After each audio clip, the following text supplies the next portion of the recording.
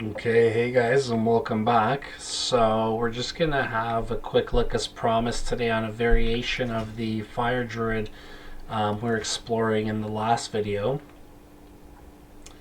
So, again, we'll start off with a demonstration and then we'll show you the skill and gear build outs.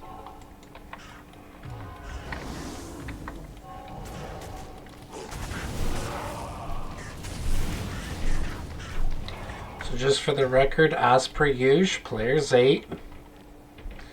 Now, I'm not claiming these builds are great at clearing all the content in the game. They struggle with things like Uber Ancients. I haven't tested them yet against the actual just regular Ubers, like the Torch Ubers. But I can tell you for a fact that as far as game content goes, this is how fast they clear. Now, all he's been doing is hitting Fury. I haven't even gone to the Armageddon yet, okay? Now we're casting Armageddon as well. So this build is a lot of fun to play. It's also just complete destruction. And yeah, you won't be let down. If you like fireworks and you like a good time, this you're gonna love this druid build. It's just absurdly fun and absurdly powerful. It is reliant on the Merc to some extent. You know, it's sure the Merc isn't a complete necessity, but he speeds up your killing by a lot thanks to the Infinity. So this is player's 8 clear speed, so hopefully you guys can get an idea of just how fast he is. So I'll show you now his gear and his skills. So we'll start off with the gear this time. So, okay, on Switch you have a Call to Arms and Spirit, pretty standard. You use that to cast your battle commands, summon Grizzly battle orders, and then you're shapeshifting over to Werewolf.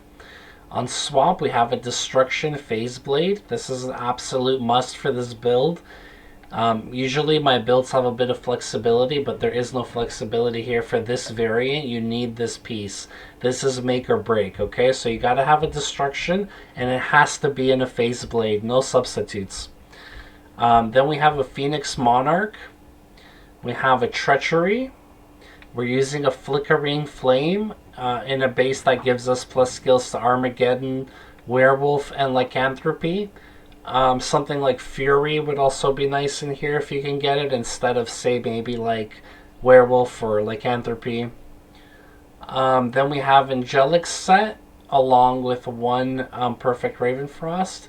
We're rocking Nosferatus, 2 pieces of Saigons, and the Treachery. Now you're wondering probably what's with the Saigons and the Angelics. Well, we absolutely need the attack rating because we only invested 1 point into Fury, and we absolutely need all the increased attack speed we can get on this build. That's why we want the 10 on the belt and the 30 from the belt and, the boot and glove combo. So that's it for items. And then as far as our skill build out, it's incredibly straightforward and a lot of fun. So this is optional. I like to tech down 1 point into Grizzly to have him as a tank, a distraction, just cannon fodder basically, and situational use. Then for shapeshifting, again very basic, 1 point down into everything. It's very imperative that you fill your inventory with as many shapeshift charms as you can get. And then the reason I have the 2 elemental in here is actually because this build capitalizes also on Armageddon. So you actually put all of your points into the fire skill tree for the most part, other than the 1 point investments, right? You put all your points into here, you max all of these. And so the reasoning is this, okay? The Destruction Phase Blade casts level 12 Volcano on striking, as well as level 23 Molten Boulder. So the first reason is that you're casting Molten Boulder and Volcano, and you can see what the synergies are for these skills, right? They're all within this tree, so those are all fully synergized for both skills. Well, one of the synergies for the Volcano is Armageddon, right? So since we're maxing Armageddon anyway, and since you can cast Armageddon while in wolf form, we just take it as another form of DPS while we're attacking with our Fury, which in turn procs the Volcano and the Molten Boulder, which does basically all of our damage.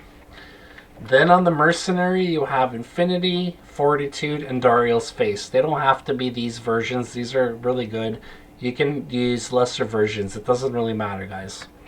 So that's basically it. So you're capitalizing once more with your fire skills on the synergies being procced by your destruction, in addition to being able to cast Armageddon.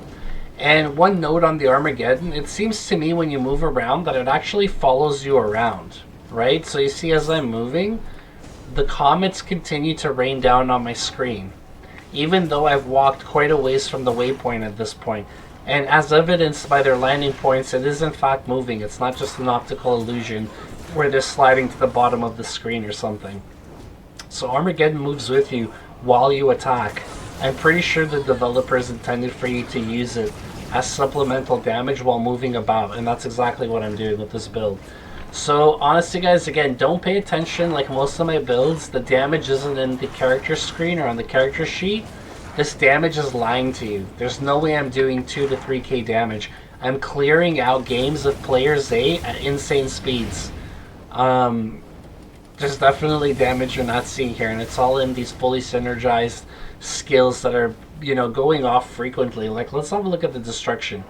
You're casting Volcano 23% of the time. Well, I've got like a 4-frame attack right now, so how often am I casting Volcano, right? Or rather, how many Volcanoes are being cast in any given area? Quite a few. So yeah, it might be level 12, but it's fully synergized, and sometimes you're stacking like 5 or 6 of them at a time. It's a lot of damage. Don't sleep on it, okay? This would be an amazing build for something like cows. In fact, you know what? Let's take it into cows and let's see how it does. I bet this would be a really fun build to play in cows. Primarily because of his area of effect clearing. But in addition to that, you have to consider too that cows don't have very good resistances, right? So as a result, any elemental build tends to do quite well in the cow portal, like on that map. So, or on the Moo farm, I guess we should call it what it is, eh? Alrighty. So guys, you gotta keep in mind, not every monster is gonna go down easily for any of these builds that are one element based. Because some monsters, especially when you're getting into elite unique monsters, have absurdly high one element damage, be it fire, lightning, you know, etc. So sometimes you find those guys, then you're relying mostly on your physical damage, your mercenary, and your bear to take them out, right? So just bear with me while we get the leg here. I want to make the cow portal. We don't have to clear a full cow map. But I am just curious to see how it performs on a player's 8 cow map on a Moo farm. Okay, we don't have a town portal, so we're just creating new games rather than town portaling back. And then, is there anything besides leg? No, we're good. So now we'll get our town portal tome here, and we'll be on our way.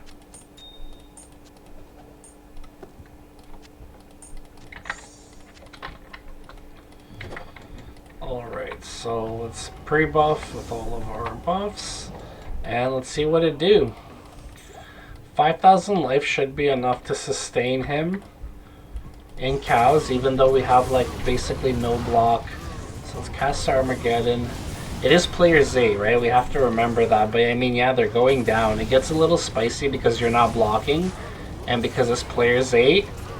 But there's no, I mean, my bear died, but he's a 1-point investment, you have to remember, right? You gotta set your expectations, guys. If you want a bear that doesn't die in cows, it's possible. You just have to invest 20 points into him. So if you like, what you can do is something like skip out on the Armageddon, get the extra tank, or skip out on one of the synergies, get the bear.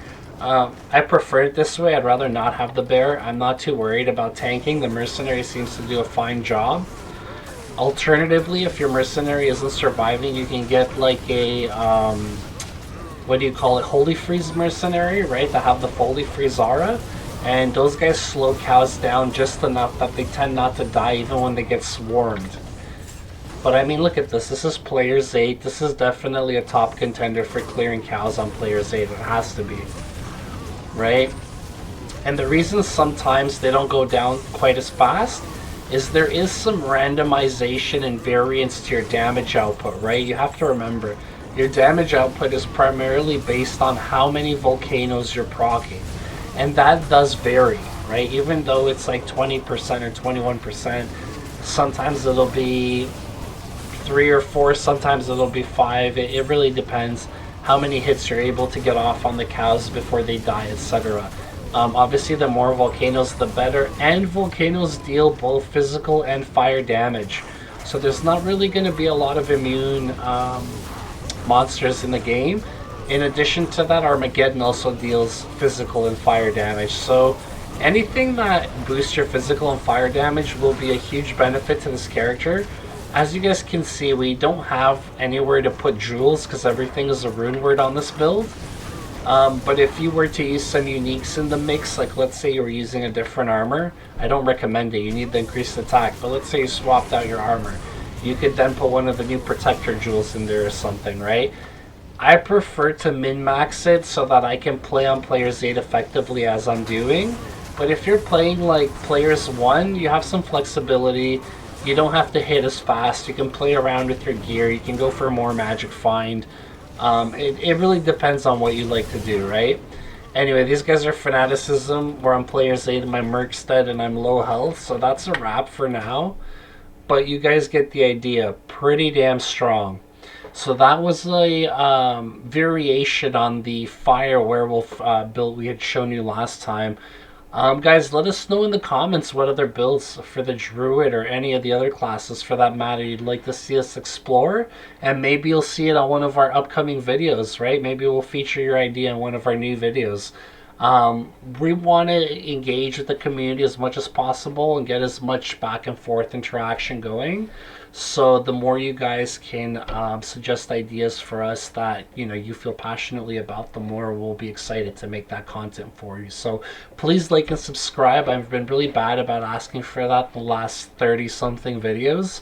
But it really does help us to continue to make content for you, as well as move towards our goal of monetization. We're still early days here on the channel. So every little bit helps, especially the subscribers, right? We're getting a lot of video engagement. People like to watch our content, but it seems like they're not following up with a subscribe, and maybe that's my failure for not asking for it. So please like and subscribe. It helps us a lot. And we'll see you in the next one. Thanks so much, guys. Have a good one.